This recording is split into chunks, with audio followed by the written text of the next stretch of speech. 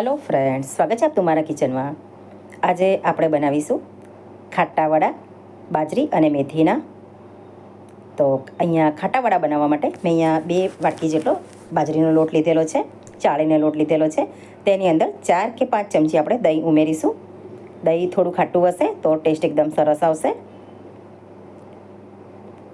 અહીંયા અડધી વાટકી જેટલી હું અહીંયા લીલી મેથી જે આવે છે તે ઉમેરું છું। મેં અહીંયા ધોઈને સમારીને લીધેલી છે, સમારીને ધોઈ દીધેલી છે, પછી લીધેલી છે। અડધી ચમચી જેટલું હું અહીંયા લીલું મરચું, વાટેલું લીલું મરચું ઉમેરું છું। હું અહીંયા લસણ નથી ઉમેરતી, તમે તમારે ઉમેરવું હોય તો તમે ઉમેરી શકો છો।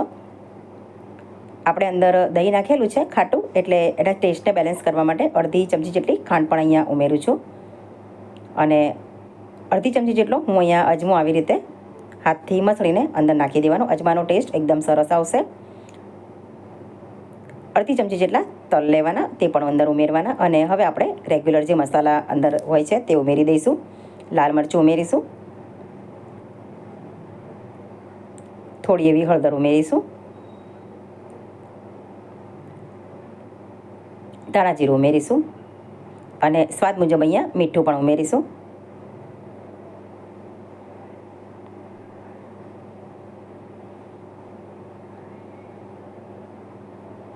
બે ચમચી જેટલું આપણે અહીંયા તેલ ઉમેરીશું।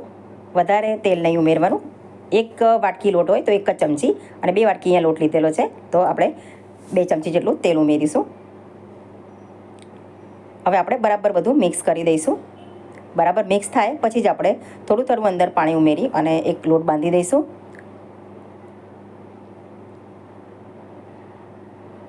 આપણે રોટલી જેવો ઢીલો પણ નહીં અને એકદમ કડક પણ નહીં, મીડિયમ લોટ બાંધીશું। થોડું થોડું જ પાણી અંદર ઉમેરતા રહેવાનું।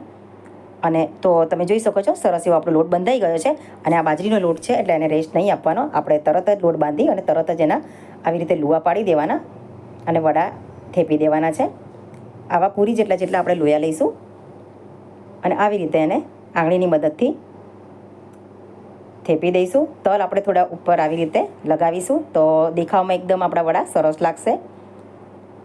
તમને જો કડક વડા ભાવતા હોય તો થોડા પતળા એવા આવી રીતે થેપવાના, બાકી થોડા જાડા રાખશો તો પણ ખાવાની એકદમ મજા જ આવશે। તો આવી રીતે આપણે બધા વડા તૈયાર કરી દીધેલા છે અને સાઈડમાં આપણે એક બાજુ કઢાઈમાં તેલ ગરમ મૂકી દીધેલું છે। તેલ ગરમ થઈ જાય એટલે આપણે અંદર ધીમે ધીમે એક એક કરીને વડા અંદર ઉમેરતા જઈશું। ગેસની ફ્લેમ અહીંયા આપણે મીડિયમ ટુ સ્લો રાખીશું।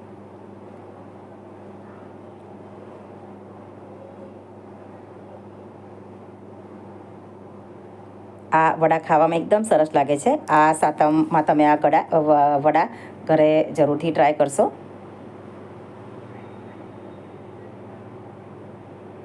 વડા અંદર નખાઈ જાય એટલે 1 મિનિટ જેટલા એને થવા દેવાના, પછી જ એની સાઈડ ચેન્જ કરવાની અને વારે ઘડીએ આપણે સાઈડ ચેન્જ કરતા રહીશું અને લગભગ 2-3 મિનિટ જેટલો સમય લાગશે આ વડાને થવામાં। તો તમે જોઈ શકો છો આવો કલર થાય એટલે આપણે વડાને કાઢી લઈશું અલગથી ડીશમાં।